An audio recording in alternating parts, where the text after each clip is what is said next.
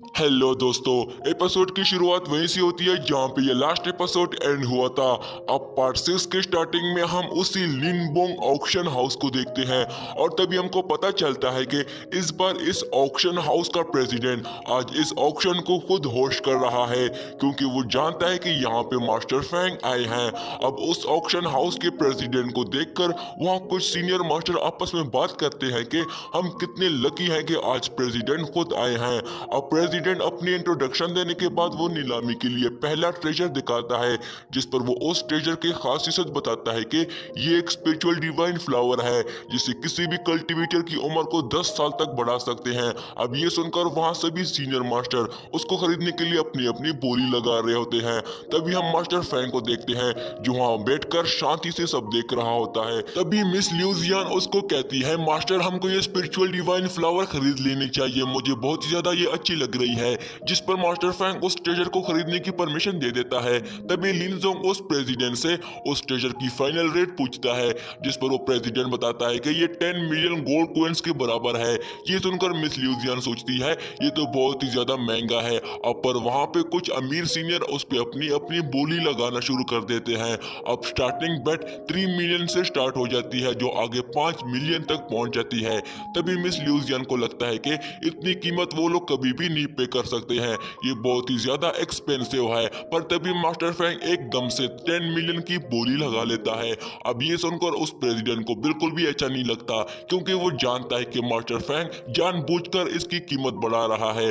और तभी master Fang third tier high level fail इसके बदले में दे देता है। अब ये देखकर लिनजोंग भी काफी ज्यादा शॉक हो जाता है, क्योंकि वो जानता है कि ऐसी थर्ड टायर हाई लेवल की पेल मार्केट में कहीं भी नहीं मिलती और उसकी कीमत इससे डबल होती है। और फिर इसी तरह ये ऑक्शन आगे रात तक चलता रहता है, जिसके बाद हम देखते हैं मास्टर फैंग ने बहुत सारे ट्रेजर खरीद लिए होते हैं।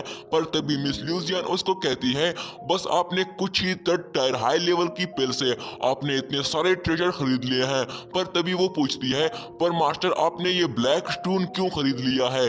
जिस पर मास्टर फैंग उसको कहता है, ये कोई ब्लैक स्टोन नहीं है, ये एक एंशिएंट बीस्ट का अंडा है। पुराने जमाने में लोग इसकी ब्लड लाइन को लोग ऐसी में ही छुपा लेते थे, पर ये बीस्ट बहुत ही ज्यादा प्यारे होते हैं। तभी फैंग अपनी स्पिरिचुअल एनर्जी से उस अंडे की ब्लड लाइन को अवेक करता है और जैसे वो अंडा टूट जाता है उसके अंदर से एक क्लाउड बीस्ट पपेट बाहर आ जाता है। अब उसको देखकर मिस ल्यूजियन को वो बहुत ही ज्यादा प्यारा लगने लगता है। तभी मिस ल्यूजियन उसको कहती है, तुम बिल्कुल मेरे पुराने माउंट शुजू पपेट की तरह हो। जिस पर मास्टर फैंग उसको बताता है कि इसकी फोक की मदद से तुम हवा में भी आसानी से उड़ पाओगी। ये सुनकर मिस ल्यूजियन बहुत ही खुश हो जाती है और तभी वो सोचती है कि आज पहली बार एक डिवाइन माउंट बीस्ट मेरा पपेट बनेगा। दूसरी तरफ इतनी रात होने की वजह से प्रेसिडेंट उस ऑक्शन की नीलामी खत्म करने के लिए लास्ट ट्रेजर की अनाउंसमेंट करता है। ये फाइनल ट्रेजर एक सीक्रेट रेल्म मैप होता है, जिसको देखकर सभी हैरान हो जाते हैं। मास्टर फैंग उसको देखकर बिना सोचे समझे उस सीक्रेट रेल्म मैप को खरीदने के लिए इस बार वो एक साथ 2 थर्ड टायर हाई लेवल वाली पेल दे देता है, जिसको देखकर सभी हैरान हो जाते हैं। अब अगले सीन में हम मास्टर फैंग और मिस ल्यूजियन को मेन बाजार में देखते हैं, जो अपने घर की तरफ जा रहे होते हैं। और तभी हम देखते हैं सीनियर लिनजोंग ने उन पर नजर रखी होती है और तभी हम देखते हैं कुछ और स्टूडेंट ने भी इन पर नजर रखी होती है और वो उनके पीछे चले जाते हैं। अब अगले सीन में हम मास्टर फैंग और मिस ल्यूजियन को एक जंगल में जा रहे होते हुए देखते हैं। तभी मिस ल्यूजियन पूछती है, मास्टर ये मैप असली है या नकली? जिस पर मास्टर फैंग कहता है, ये मैप असली ही है मगर इसकी क्रिटिकल की गायब है। जिस पर मिस ल्यूजियन कहती है, अब हम क्या करेंगे मास्टर? जिस पर फैंग कहता है, तुम इसकी फिक्र ना करो, अगर ये मैप हमारे साथ ना भी होता तब भी उस सीक्रेट रेल्म में हम आसानी से जा सकते हैं। अब ये सुनकर मिस ल्यूजियन भी यकीन कर लेती है, पर तभी मास्टर फैंग रुक जाता है और उसको कहता है, डार्लिंग यहाँ हमारा कोई पीछा कर रहा है। जिस पर मिस ल्यूजियन तुरंत ही तलवार निकालकर अटैक करने के लिए जैसी वो पीछे मुड़ती है तो उसको वहाँ पे लिनजोंग दिखाई देता है। जिस पर लिनजोंग धीरे धीरे उनकी तरफ आगे बढ़ने लगता है। जिस पर मिस ल्यूजियन उससे पूछती है, क्या तुम हमसे अपना बदला लेने आए हो? पर तभी लिनजोंग एक छलांग लगाकर मास्टर फैंग के आगे घुटनों पे झुक जाता है और वो मास्टर फैंग को कहता है, मास्टर क्या आप मुझे अपना सर्वेंट बना सकते हो? मैंने आप जैसा इतना शक्तिशाली की रिफाइनिंग स्टेज का कल्टीवेटर आज तक नहीं देखा है। मैं आपका सबसे अच्छा सर्वेंट बन के दिखाऊंगा।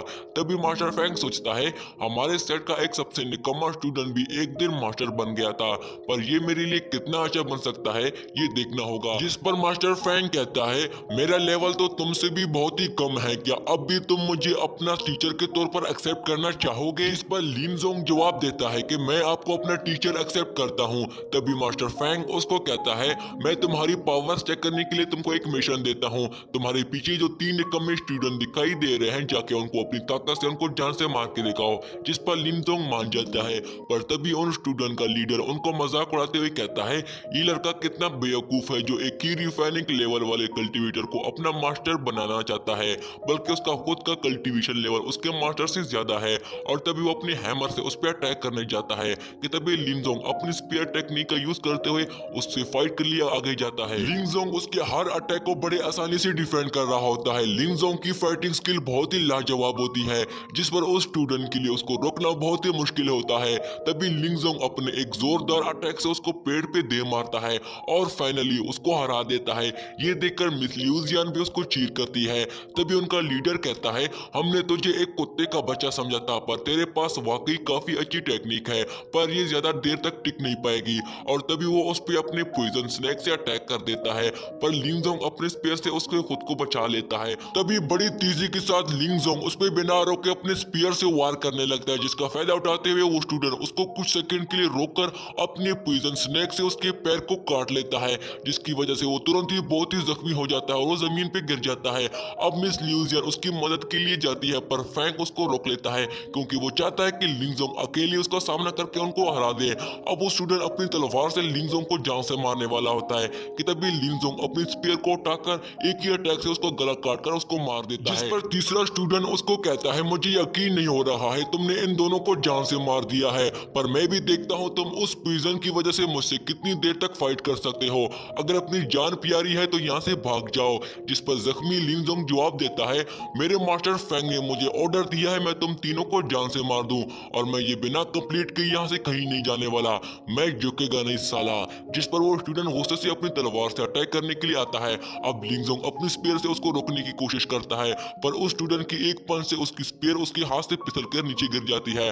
पर फिर भी लिन जोंग हार नहीं मान रहा होता है, उसके हर वार को डिफेंड कर रहा होता है। अब मास्टर फैंग लिन जोंग की बहादुरी को देखकर बहुत खुश होता है। तभी वो स्टूडेंट उसको कहता है कमीने तू तो मेरे आगे ही झुकेगा, और जैसे उस पर अटैक करने वाला होता है तभी मास्टर फैंग उसको पकड़ लेता है और उसको कहता है हरामी तुम मेरे सामने मेरे स्टूडेंट को अपने आगे झुकने को कह रहा है, और साथ ही अपनी स्पिरिचुअल एनर्जी का यूज करके लिन जोंग की बॉडी से वो पॉइजन निकालने लगता है। ये देखकर वो स्टूडेंट भी काफी हैरान हो जाता है कि एक ही रिफाइनिंग स्टेज वाला कल्टीवेटर इस पॉइजन को कैसे निकाल सकता है। और जैसे वो पॉइजन लिन जोंग के मुंह से निकलता है वो सीधा उसके चेहरे पे जा लगता है, जिसकी वजह से वो स्टूडेंट दर्द के मारे चिल्लाने लगता है। अब लिन जोंग भी काफी हैरान हो जाता है कि वो पॉइजन उसके बॉडी से निकल गया, और फिर मास्टर फैंग को थैंक यू कहता है।